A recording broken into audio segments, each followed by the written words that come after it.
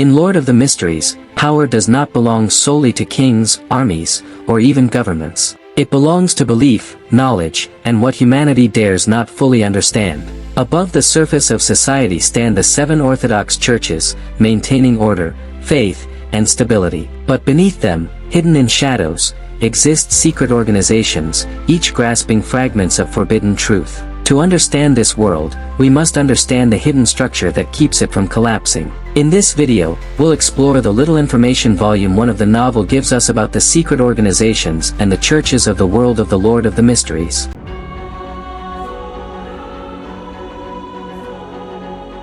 One of the differences between Orthodox gods and evil gods is that Orthodox gods lack physical images. They are too fundamental to be perceived safely. To look directly at a true god is not enlightening. It is destructive. Their symbols are not artistic choices. They are protective barriers. Evil gods, by contrast, retain anthropomorphic forms, like the true creator and the primordial demoness. We know that there are 7 Orthodox gods in this world. Each god has their own church with followers under their name. The 7 churches are the pillars of civilization. They do not merely preach religion. They regulate beyonders, suppress dangerous knowledge, and prevent humanity from collapsing under the weight of mysticism. Each church also controls specific pathways, establishes official beyonder organizations and suppresses cults and unstable forces. Let's start with the powers that be in Klein's country.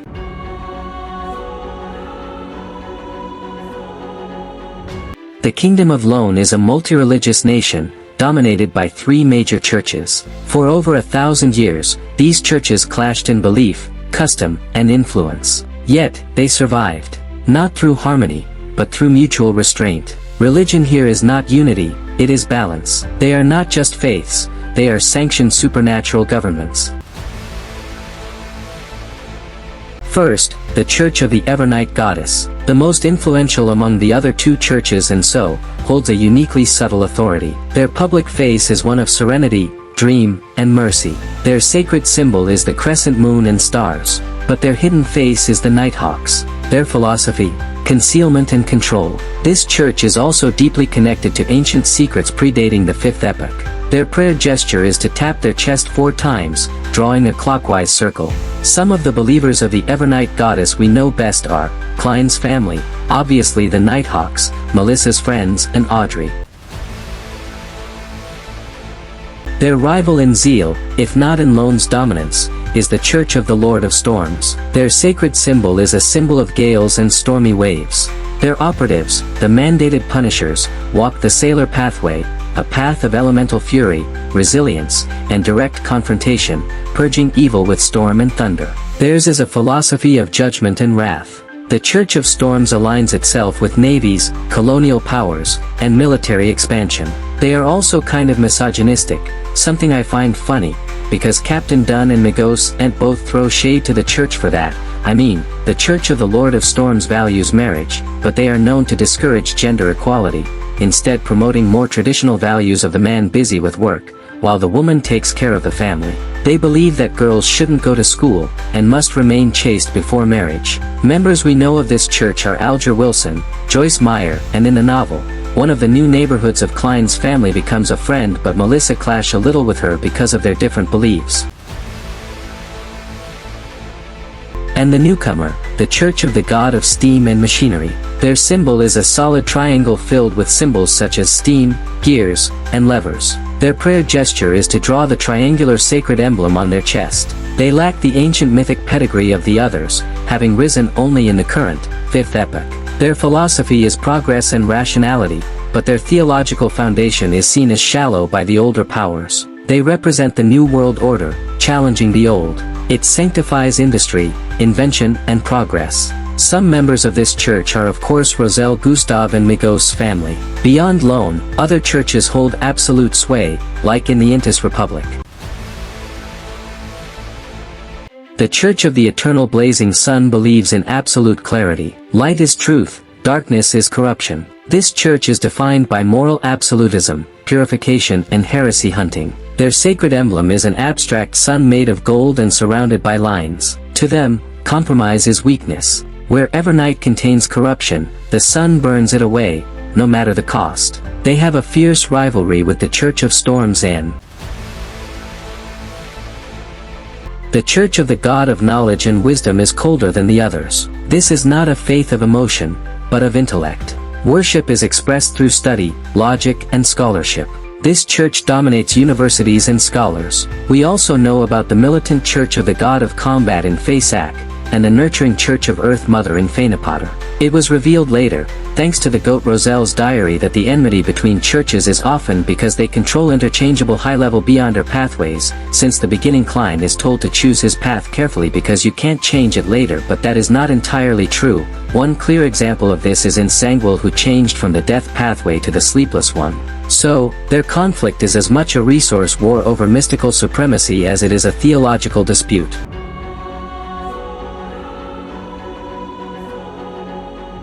Opposing this curated order are the secret organizations. They are not a monolith. They are archaeologists, philosophers, heretics, and nihilists, each preserving a dangerous fragment of the world's true history. In recent decades, secret organizations have become more active than ever before. Possible reason for this might be because of the Orthodox Church's strictly control of beyonder advancement, and knowledge that was once sealed is resurfacing. When power is restricted, those who seek it will always look elsewhere. Secret organizations are not a rebellion against faith. They are a response to knowledge being silenced. Klein categorizes secret organizations into three, not by morality, but by era. Let's start from the newest to the oldest.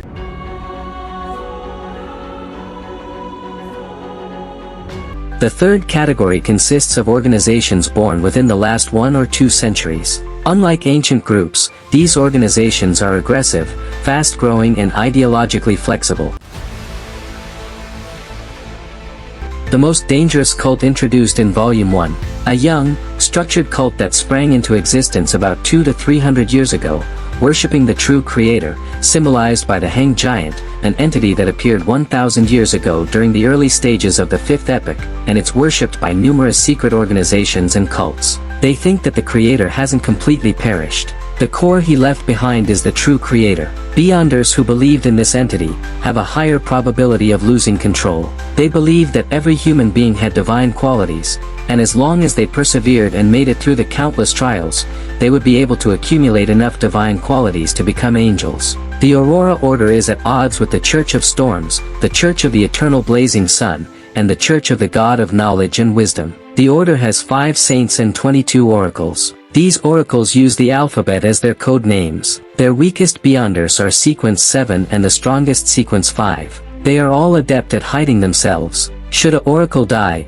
a new one will take their place. They are ideological poison, spreading a heresy that turns seekers into psychopaths. Even the Nighthawks records classify them as lunatics, whether they appear normal or not. Speaking of which, according to their internal records, the Sequence 9 of the Aurora Order was secret suppliant, Sequence 8 is listener, but their higher sequences are hidden. Vincent Harness wanted to recruit Melissa's friends Selena, and Sirius Arapes was the one to give Lenivus the idea to impregnate Megos with divine power.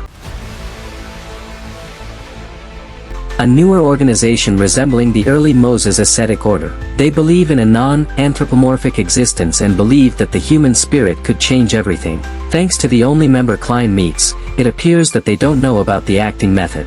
They are intelligent, but dangerous through ignorance. Their member follow the spectator pathway, and Audrey wants to make contact with them for help to advance her sequence. We see a member of this organization in the episode 10 of the Donghua, when Klein has to enter the mind of Hood Eugene for information about Lenivus.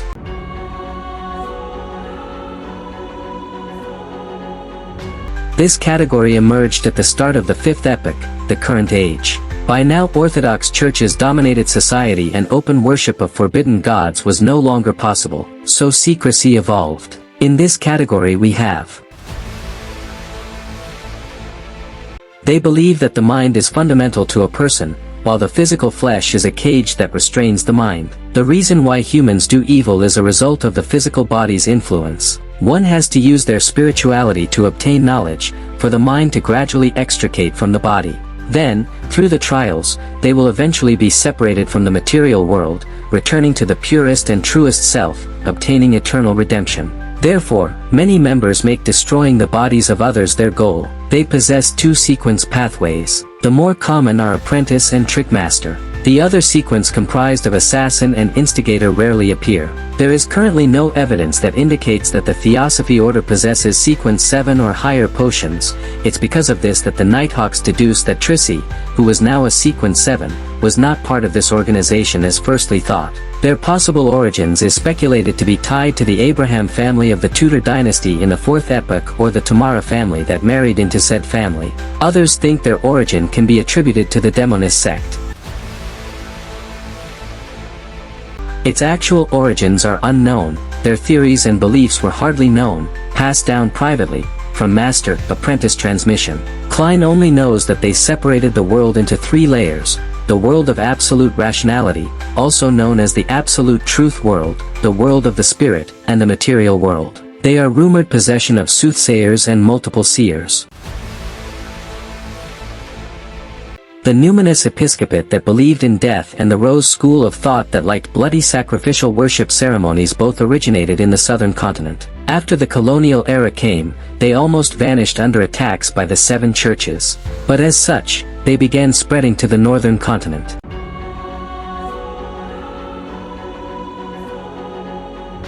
And lastly, the oldest secret organizations were born in the 4th epoch. The earliest hidden organization known, the Moses Ascetic Order, was first established by a few humans that had read the blasphemy slate. Their belief system worshipped the hidden sage, a non-anthropomorphic god, more ideology than deity. To them all things are numeric, for numbers possess spirituality and reality follows mathematical law. Knowledge is the highest virtue, their pathway is mystery prior. Originally, the Moses Ascetic Order had strong relations with churches, they supplied ritual knowledge and maintained strict moral discipline. Their tragedy began when the hidden sage gained consciousness and became an evil god, the ideology became an entity and knowledge turned into obsession. The order collapsed into corruption. What was once enlightenment became madness. Their tragedy is a foundational warning in this world. The pure pursuit of knowledge carries a catastrophic risk of corruption. They fell not from greed, but from the sheer, maddening weight of what they sought to understand. They worship the primordial Demonis, the ultimate ender of all things. They believe that this secret existence is the true inheritor of the Creator, because she was born out of the chaos and was the earliest to be born from the Creator's body. The Demonist sect was also known as the Antigonus Family in the 4th epoch. Back then, they had very few members, and their beliefs were passed down through their bloodlines. It was believed that they killed the fathers of their children and abandoned the baby boys. But now we know that to gain power in their pathway and to obtain the favor of the primordial Demonis, the upper echelons are all female, for after their first sequences in their pathway, which begins with assassin then instigator, men must undergo a horrifying physical and spiritual transformation to become more like her. Their philosophy perverts pleasure into the deepest agony. They are corruption made beautiful and inevitable. The secret order is one of the most dangerous organizations, not because they are unstable, but because they understand too much. We know about this organization for the first time thanks to Roselle's diary, letting us identify the origin of the organization resides with the mysterious Cyrodiil. The secret order was born in the 4th epoch Solomon Empire. They are historians and heirs. They possess the seer pathway and have the lowest activity level among all the other hidden organizations. Thus, they are the most unknown. Every time they appear, they seem to be after or looking for something. Klein deduced that they are consumed with one goal: recovering the lost relics and knowledge of the Antigonus family.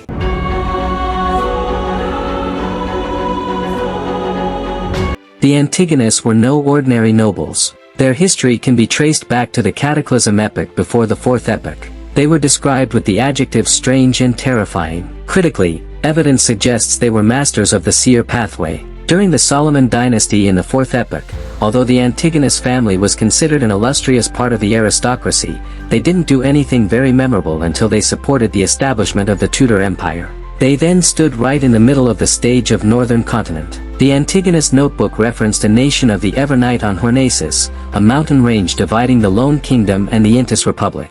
Its main peak is 6,000 meters above sea level. It is an ancient civilization that worshipped the ruler of the Evernight, mother of the sky. They kept their deceased loved ones in their homes, believing the dead protected the living. Then, the entire civilization vanished without a trace, as if the night itself swallowed them whole. Sirius thought that there was a very important treasure hidden there, and that's why he used to go to the library to research it. We are also told that the Antigonus were wiped from history by the Church of the Evernight Goddess and that they were also related to the second blasphemy slate. The content of the two blasphemy slates is kept secret by the 7 major churches, but thanks to Captain Dunn and Alger, we know they contain the profound mysteries of the 22 paths of the divine. The first blasphemy slate appeared in the Dark Epoch, which is the second epoch where we humans struggled to survive under the protection of gods. The second blasphemy slate appeared at the end of the third epoch. It could even be said that its appearance symbolized the end of the Cataclysm epoch. Alger also tells Mr. Fool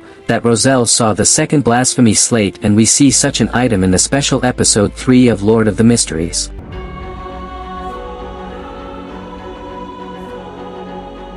The world of Lord of the Mysteries is not divided between good and evil. It is divided between order and chaos, knowledge, faith and madness. The churches preserve stability at the cost of truth, while the secret organizations seek deeper truth at the cost of sanity. Our protagonist stumbles into this war from his very first day. By chance and necessity, he begins walking the seer pathway. Unknowingly, he steps onto the same path as the annihilated Antigonus and the relic-hunting secret order. The dreams he has, the whispers he hears of HORNACIS, are not coincidence. He is spiritually resonating with this buried, bloody history. His journey is the journey of the reader, peeling back the layers of a world where faith is geopolitics and history is conspiracy. Let me know in the comments, which organization intrigues you the most. And if you enjoyed peeling back the layers of this world, make sure to like this video to help other Beyonders find it.